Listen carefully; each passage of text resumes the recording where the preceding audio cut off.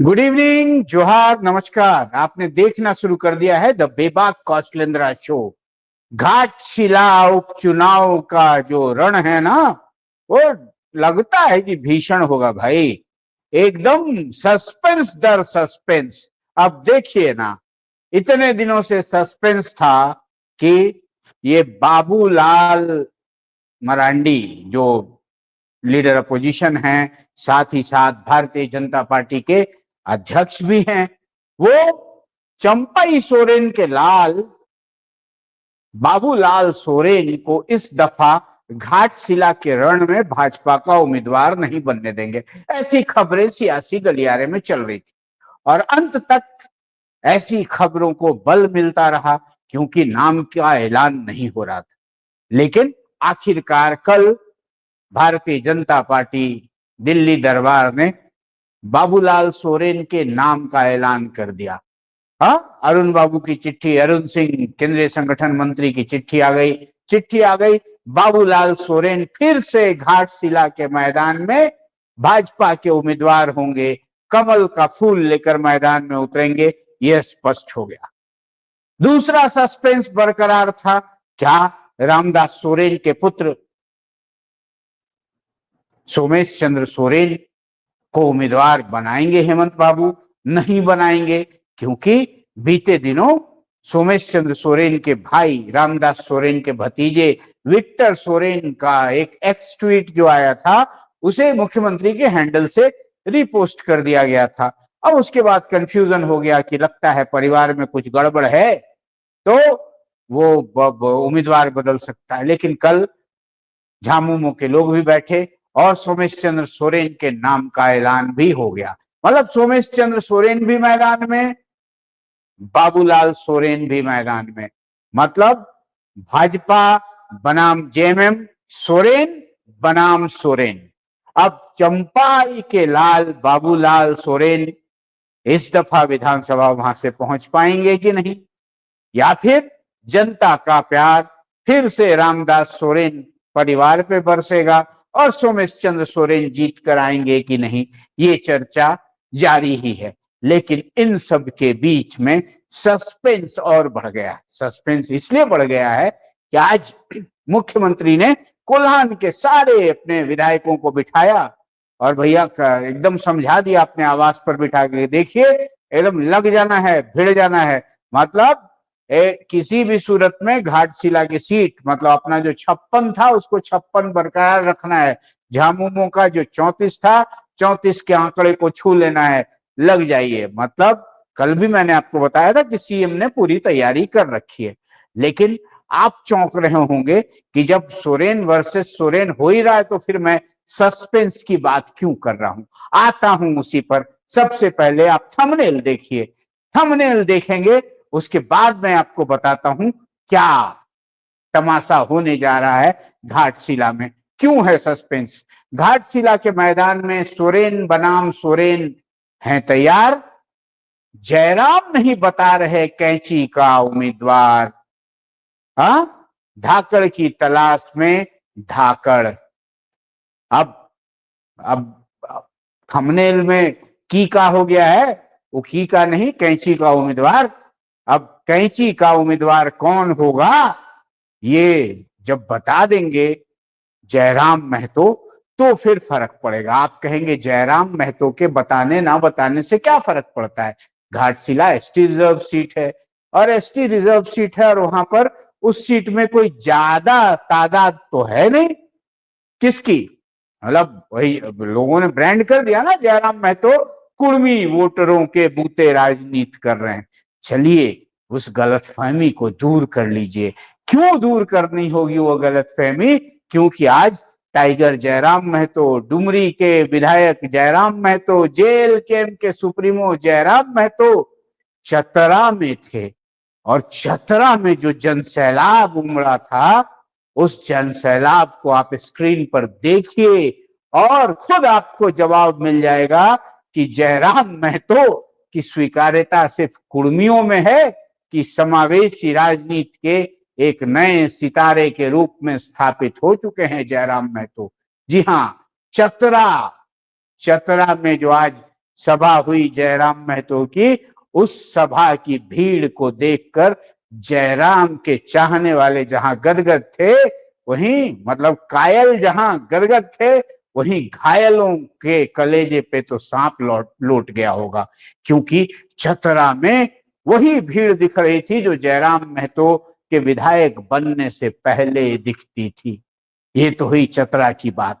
और हाल के दिनों में जो जयराम महतो के खिलाफ एक मुहिम सी छेड़ रखी है निशा भगत ने, उनके साथ आज डुमरी में वो मौजूद थी, उनके साथ जो भीड़ थी, उस भीड़ को अगर उंगलियों पर गिनिएगा तो भी मतलब आश्चर्य की बात नहीं होगी। थी, निशा थी, मैदान नहीं भर पाया था, गिने चुने लोग थे, हजारों की संख्या में लोग थे। अब दावा तो भैया बड़े बड़े हो रहे थे, लेकिन देखिए राजनीति है, राजनीति में भीड़, नेताजी के पीछे की भीड़ को देखकर आंका जाता है कि नेताजी का प्रभाव कितना है। आज डुमरी गई थी, निशा भगत डुमरी गई थी, और जयराम महतो चतरा में थे। चतरा में तो खैर ऐतिहासिक भीड़ उमड़ी। अब आप कहेंगे चतरा की ऐतिहासिक भीड़ या डुमरी में निशा भगत के यहाँ भीड़ की तादाद में कमी, इन सब का क्या लेना देना है घाटशिला से। देखिए घाटशिला के गलियारे से लेकर रांची तक के सियासी गलियारे में बीते 2 दिनों से कई खबरें तैर रही कि जयराम महतो का जो उम्मीदवार होगा, जेएलकेएम का जो उम्मीदवार होगा, वो इस बार होगा कौन। जयराम महतो ने जिस दिन तोपचांची में बैठकर अपनी समिति के साथ, वो रात की तस्वीर आपने देखी थी ना, अभी भी हम स्क्रीन पे दिखा रहे थे, सारे लोग बैठे और तय कर रहे थे कि हाँ लड़ना है कि नहीं लड़ना है। हाँ तय हो गया, लड़ेंगे। अब लड़ेंगे तो वहां से कौन होगा कैंची का उम्मीदवार, ये जयराम ने सस्पेंस बना दिया। और इस सस्पेंस से भाजपा वाले भी परेशान हैं, महागठबंधन वाले भी परेशान हैं, क्योंकि जयराम के जो उम्मीदवार होंगे या होंगी, कौन होगा मुझे नहीं पता, उनको लेकर नाना प्रकार के कयास लगाए जा रहे हैं। अब बड़ी तेजी से सियासी गलियारे में यह खबर फैली कि एक पुराने धाकड़ जो वहां से 2 दफा विधायक भी रह चुके हैं, बड़ी पार्टी में नेतृत्व भी दे चुके हैं, उनको लेकर चर्चा हो रही है। अब बार बार उनकी फोन की घंटी लोग घनघनाने लगे, लेकिन उनसे संपर्क हमारा तो नहीं हो पाया, बाकी लोगों का हुआ कि नहीं हुआ। अब उन धाकड़ के हाथ में कैंची होगी तो वहां का सियासी गुणागणित घाटशिला का बदल जाएगा। अब उन धाकड़ को लेकर चर्चा तो थी, लेकिन धाकड़ अभी तक खुलकर सामने नहीं आए। अब चर्चा हो रही थी सूर्य सिंह बेसरा की भी, अभी भी है। सूर्य सिंह बेसरा भतीजे जयराम के साथ आएंगे, लेकिन बेसरा जी से जो मेरी बात हुई तो बेसरा जी ने कहा कि आज तो मैं रांची में ही था, मैं चुनाव आयोग गया था अपनी जेपीपी जो उनकी पार्टी है उस जेपीपी के लिए कागजात देने, और मुझे जयराम महतो की जेएलकेएम से भी कोई बैर नहीं है, लेकिन हमारे टर्म्स एंड कंडीशंस क्या होंगे, हम कैसे उतरेंगे, जेपीपी के झंडे तले उतरेंगे, साझा करके उतरेंगे कि कैंची थाम के उतरेंगे, ये हम नहीं बताएंगे। हम नामांकन के अंतिम दिन से की पूर्व संध्या पर अपने पत्ते खोलेंगे। तो फिलहाल सूर्य सिंह बेसरा की कहानी भी अभी सस्पेंस बरकरार रहेगा। क्या है ना भाई कि सूर्य सिंह बेसरा चूंकि घाटशिला से विधायक रह चुके हैं, अब बहुत दफा बाद में भी आए मैदान में, लेकिन अब नया दौर चला है तो इस दौर में युवाओं की नैया पर सवार उन्हें भी कराए जाने की बात हो रही थी। अब बात सूर्या हांसदा की धर्मपत्नी और उनकी माताजी की भी हो रही है कि सूर्या हांसदा मामले पर सरकार को घेरने के लिए, आदिवासी विरोधी बताने के लिए जेएलकेएम से उनकी माताजी या उनकी धर्मपत्नी को मैदान में उतारा जाएगा। लेकिन जयराम महतो ने अपने लब सिल लिए, एकदम कुछ नहीं बताएंगे, आने दीजिए वक्त, क्योंकि तारीखें तो आपको हमने बताई रखी है भैया। अभी 11 नवंबर को वहां मतदान होने हैं। अभी 11 नवंबर से पहले अभी आपको कल दिखा रहे थे ना ग्राफिक्स में कि कब मतदान है और उसके बाद कब तक नॉमिनेशन है, कब तक नॉमिनेशन वापस लिया जाएगा। तो नॉमिनेशन तो भैया 21 अक्टूबर तक होगा। आज तो 16 तारीख हुआ है ना, रुकिए, अभी सस्पेंस बरकरार रहेगा, अंतिम समय तक सस्पेंस बरकरार रहेगा।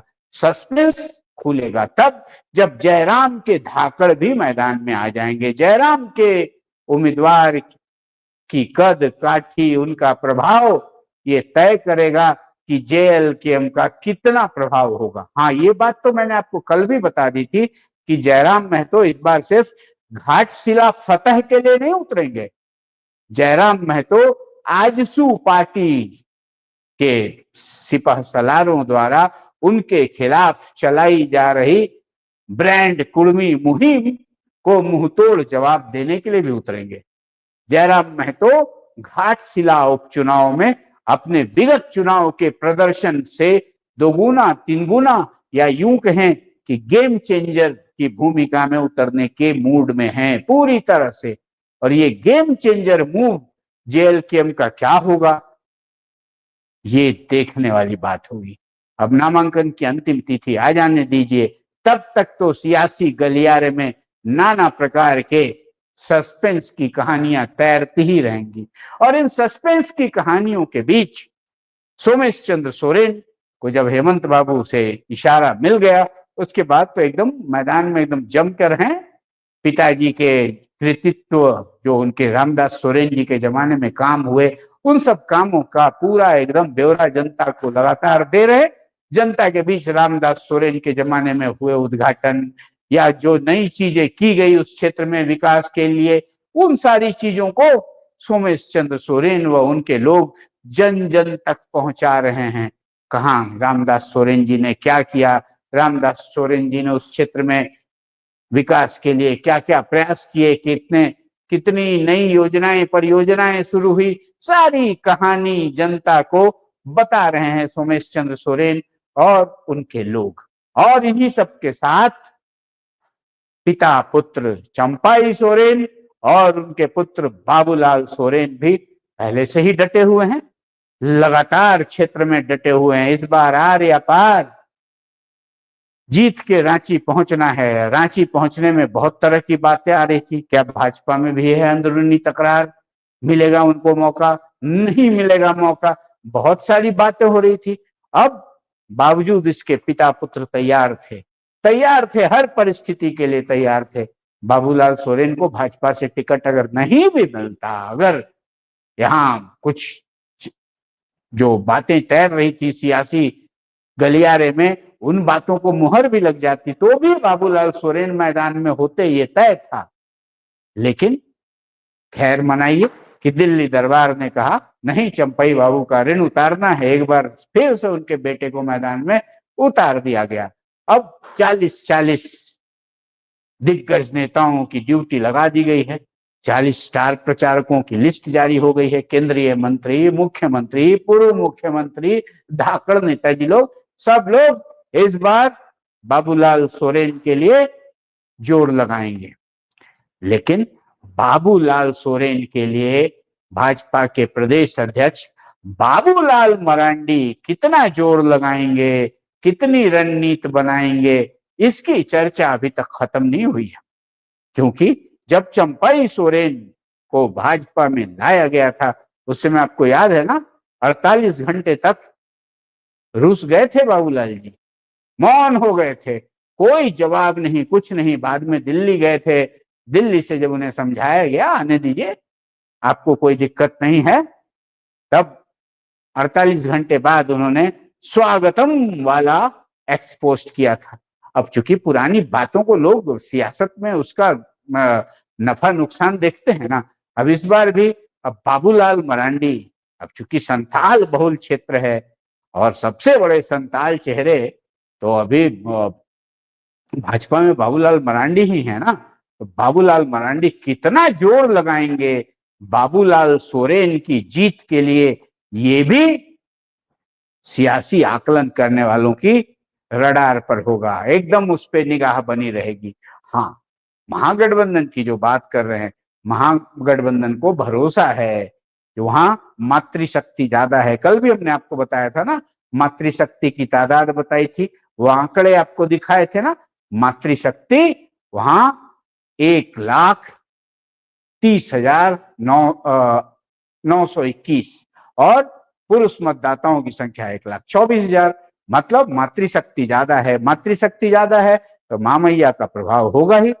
रामदास सोरेन जी के किए गए काम, उनके प्रति सहानुभूति का प्रभाव होगा ही, और साथ ही साथ हेमंत सोरेन की वो जिद, हेमंत सोरेन की वो हिम्मत कि भैया हर हाल में घाटशिला फतह करेंगे। और घाटशिला फतह करना झामुमो के लिए बहुत जरूरी है, क्योंकि कोल्हान में एक दमदार संताल चेहरा चाहिए। अब पहले थे चंपई बाबू तो निकल लिए, भाजपा की गाड़ी में सवार हो गए, खड़ाऊ भी लेके चले गए जेएमएम का, हेमंत सोरेन का। अब चंपई बाबू तो अभी भाजपा में हैं, इस दफा अपने बेटे के लिए फिर से जी जान लगाए हुए हैं।